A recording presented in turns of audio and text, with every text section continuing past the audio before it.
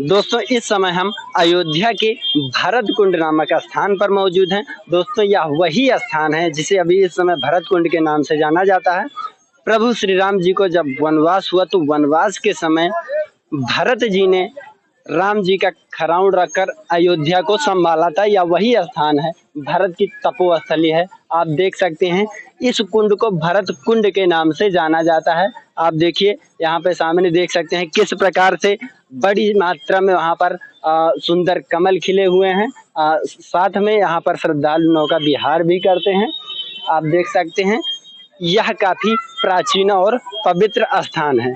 संजीवनी बूटी ले जाते समय हनुमान जी को यहीं पर भरत जी से हनुमान जी का सामना हुआ।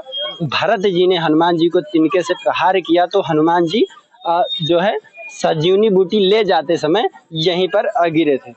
ऐसा माना जाता है कि पितरों की शांति के लिए यहाँ पर जो है भक्त पिंडदान भी करते हैं कि यहाँ पर पिंडदान करने से पितरों को मोक्ष की प्राप्ति होती है, उन्हें शांति मिलती है। बाकी यह कुंड आप देख रहे हैं, यह काफी प्राचीन कुंड है, इसकी काफी महिमा है। श्रद्धालु यहाँ आते हैं, स्नान करते हैं और उनकी जो भी मान्यताएं होती हैं मान्यताएं मानते हैं। बाकी आप देख रहे हैं।